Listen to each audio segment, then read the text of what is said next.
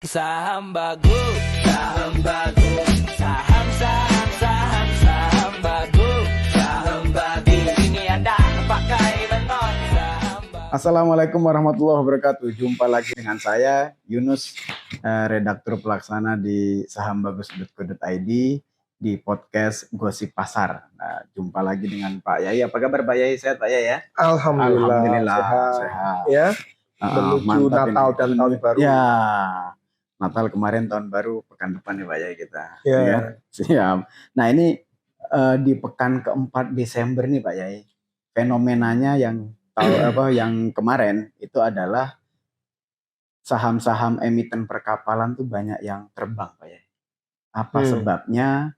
Terus kemudian faktor-faktor apa yang menyebabkan mereka itu juga bisa naik ya kan? Bisa naik sepersekian persen sehingga membuat para trader ini juga banyak cuan dari saham-saham perkapalan. Nah, silakan Mbak Yai, gimana ininya? Oke, teman-teman. Ya, Assalamualaikum warahmatullahi wabarakatuh. Waalaikumsalam Ya. warahmatullahi wabarakatuh.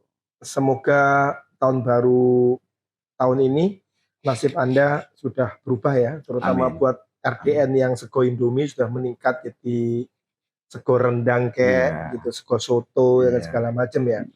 Amin. Ya, dan Anda akan dapat banyak cuan di 2026. Jadi persiapannya mulai sekarang nih apa yang harus kita lihat untuk 2026 ya. Amin. Jadi kita ngebahas tentang emiten perkapalan kenapa tiba-tiba loncat ya. Kalau yang loncat satu itu namanya hanya teknikal aja. Oke. Tapi kalau semuanya tiba-tiba loncat itu berarti ada something di dalam industri perkapalannya sendiri dan pelayaran sendiri kan gitu ya. Jadi singkatnya adalah bahwa ini terjadi karena ada pergeseran jalur laut, Pak. Jadi dari Selat Malaka ke Samudra Hindia yang di sebelah kiri Sumatera itu. Nah, sebabnya adalah karena Cina itu membuka satu pelabuhan yang cukup besar, ya. Namanya Pelabuhan Hainan. Dan di Hainan itu juga merupakan kawasan berikat yang bebas pajak. Dan dia adalah pintu masuk untuk menuju ke mainland China atau Cina daratan. Jadi si Hainan ini di launching baru kemarin tanggal 12 Desember.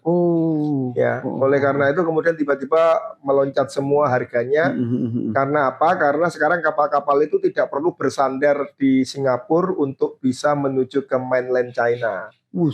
Jadi mereka langsung terus ya dari misalkan dari Tanjung Priok berarti langsung terus ke Hainan. Ke Hainan langsung. Dan Hainan itu menghadap ke Asia Tenggara langsung. Strategis ya Pak ya. Nah jadi itu adalah pelayaran VOC zaman dulu ya. Kalau zaman dulu itu tidak melalui Singapura, tapi melalui jalur baratnya Pulau Sumatera. Makanya zaman dulu Sibolga, Sriwijaya, Palembang itu kan kemudian menjadi luar biasa. Betul. Ya. Kerajaan-kerajaan itu. Ya, dan itu akan dihidupkan lagi oleh China. Nah, jadi kapal-kapal itu sekarang tidak kena biaya sandar di Singapura yang range-nya antara 300 juta sampai 400 juta per malam. Ya, jadi efisiensinya kemudian tiba-tiba tinggi. Nah, kemudian si Hainan ini juga untuk menyaingi Hong Kong juga. Karena Hong Kong itu sekarang kan dikooptasi sama Amerika. Kemudian Cina juga kalau nanti konfrontasi dengan Hong Kong berarti konfrontasi sama Amerika segala macam dan dia ya dengan adanya tarif ini dia menghindari konfrontasi seperti itulah.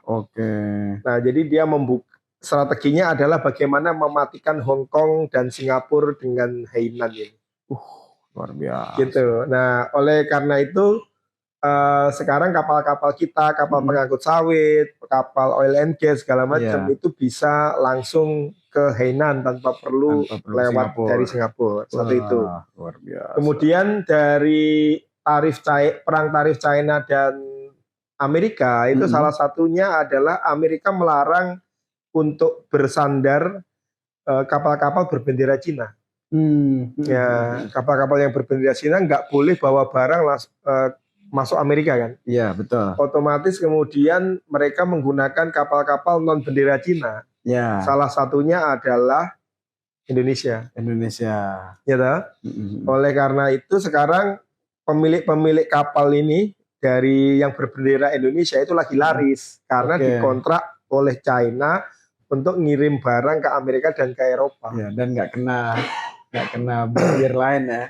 Nggak kena apa namanya tarif lagi juga. Iya, betul. Karena itu kawasan berikat kan, Iya. Hainan. Nah, kemudian para konglomerat itu sepertinya sekarang lagi seneng untuk apa ya, untuk ekspansi di perkapalan ini karena lihat potensinya karena ya itu tadi perkapalan lagi moncer. Betul. Salah satunya berita yang beredar kemarin ini adalah bahwa Sinarmas melalui anak perusahaannya ya itu membeli kapal, salah satu kapal terbesar pengangkut LNG yang dari Korea Selatan. Betul. Gitu. Bahkan saking besarnya kapal ini itu sampai dikhawatirkan dengan pembelian kapal yang super besar dari Korea Selatan ini mengganggu rantai pasok nilai LNG di negara ginseng itu. Sampai di demo itu kan. Iya. Nah, berarti kan Sinarmas sebagai big company itu memang lagi ekspansi ke kapal juga. Betul. Jadi selain itu juga ada rumor bahwa Buana Lintas ya Bull dengan kode saham Bull itu lagi didekati oleh Sinarmas untuk di take over. Gitu. Makanya luar biasa itu. Sejak 2 minggu yang lalu ya kita di komunitas saham bagus sudah saya perintahkan untuk akumulasi Bull, gitu. Ya karena saya dapat bisikan dari teman-teman saya bahwa Bull itu memang akan dibikin loncat harganya. Oke. Dan sekarang terbukti bahwa kemudian Sinarmas akan mengakuisisi Bull. Padahal Bull sendiri itu baru beli 2 kapal baru. Oh, berarti dengan diakuisisinya sama Sinarmas mereka punya kapasitas semakin gede lagi. Besar. Ya. Jadi Bull itu sebelum IPO itu cuma punya kapal 8. Sekarang setelah IPO mereka udah punya kapal 24. Dan kemudian dia akan diinjek Sinarmas, tentunya Sinarmas akan kasih duit banyak untuk ekspansi lagi. Dan Bull ini lagi punya rute baru ya ke Eropa sama ke Dubai. Jadi punya rute baru ini. Jadi Bull ini adalah salah satu emiten pelayaran yang saya jagokan sih. Waduh. Ya, Bull. Kemudian emiten pelayaran berikutnya itu adalah tentunya yang paling besar itu adalah SMDR. Atau Samudra Indonesia. Itu ibaratnya pemimpin pasarnya lah, market leadernya lah ya. Buat pengangkutan logistik ya ke semua negara ya. Samudra Indonesia udah dikenal lama sekali ya reputasinya. Kemudian ada grupnya Tommy Suharto ya, Humpus itu punya 2 perusahaan kapal yaitu Humpus Maritim dengan kode sahamnya HUMI dan GTSI Indonesia dengan kode sahamnya GTSI. Ya, itu juga dapat proyek banyak juga gitu ya. Nah, kemudian ada yang kemarin loncat tinggi yang perusahaan perkapalan tapi nggak terlalu terkenal namanya Sochi ya, atau Sochi Line gitu ya. Sochi Line ini juga kemarin sempat naik tinggi dan bahkan kita banyak juga cuan. Dan kemudian ada yang lebih kecil lagi yaitu ada Lead itu logistik Samudra Makmur ya. Jadi Lead ini juga perusahaan pelayaran juga yang harganya masih sangat murah ya, belum sampai 200 sehingga kita mungkin akan TP di area-area 200. Jadi Lead ini masih akan berpotensi bisa mengejar saudara-saudaranya yang lain gitu ya. Jadi perkapalan memang secara industrinya naik, makanya emitennya pada naik nih Pak. Oke, siap. Nah, tapi kan dari beberapa emiten tadi yang kapal perkapalan itu naik, ada satu emiten yang turun nih Pak Yai. Emiten apa? BJHB. Nah, BJHB ini kan terkoreksi nih kemarin nih. Yang baru IPO itu ya? Iya, betul. Ini apa faktornya kok dia dikala semuanya naik, kok dia seorang diri nih kayaknya nih yang Mm-mm. turun, terkoreksi. Faktornya apa tuh kira-kira Pak Yai? Iya, jadi PJHB ini pada saat IPO saya bertemu dengan teman saya yang ahli perkapalan ya, Mm-mm. teman-teman ya. Dan beliau mengatakan bahwa untuk PJHB ini valuasinya itu kemahalan, gitu. Oh, kemahalan valuasi. Kemahalan pada saat dia IPO itu ya. Kemudian saya pada saat itu saya sempat nyelutuk ya, Heeh. nyelutuk pas kita live trading di saham bagus ya. Kita Mm-mm. kan live trading setiap hari dari Senin Betul. sampai Jumat jam 8 sampai dengan jam 12 siang, kadang juga sampai sore. Itu sempat saya nyelutuk tuh dan Mm-mm. masih dicatat sama Pak Hendri namanya. Iya. Jadi kata Pak Hendri gini, itu waktu IPO PJHB, Pak Kiai kan bilang kalau harganya 200 250 baru saya mau beli gitu Iya. ya kan, gitu kan ya. Jadi ternyata sekarang harganya dia itu sudah di 220. Betul. Nah, jadi sesuai omongan saya mungkin dari Senin besok mau saya serok Oke. karena dia sudah sangat murah ya. Heeh, Jadi PJHB ini 220. kenapa harganya koreksi? Mm-mm. Itu sesuai dengan prinsip bahwa sesuatu yang emas diselimuti lumpur itu bakal menjadi emas, dan Mm-mm. sesuatu lumpur yang coba diselimuti dengan emas balik lagi ke lumpur. Nah. Jadi PJHB ini sudah saya prediksi sejak awal ya. Mm-mm. Kalau teman-teman lihat di konten saya sebelumnya, saya ngomong PJHB ini harganya kemahalan. Oke. Dan yang ngomong bukan saya, tapi teman saya ahli perkapalan. Jadi kapal itu kan ada apa ya? Ada tingkatannya, kelas-kelasnya Iya, gitu. Dan kebetulan yang analis. dimiliki oleh PJHB ini harganya kemahalan dibandingkan dengan harga pasarannya lah ibaratnya Oke. gitu ya. Heeh. Nah, tapi PJHB ini perusahaan yang sehat. Dia kan punya kapal roro, kapal tongkang, segala macam untuk pengangkutan ya. Iya. Jadi harga sekarang ya kita lihat PBV-nya dulu. Jadi PBV-nya untuk PJHB itu sekarang di 5,1 ya, masih mahal sih, masih 5 kali intrinsiknya dia. Iya.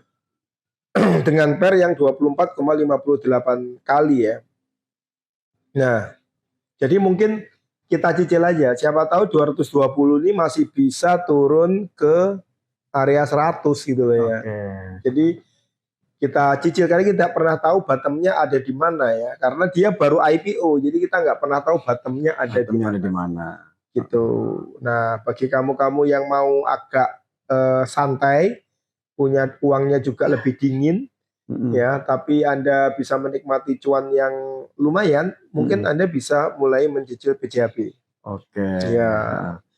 Siap, berarti tadi PJHB juga masih bisa di hot Pak ya, mulai bisa dicicil ya. Lead juga tadi bisa dicicil juga.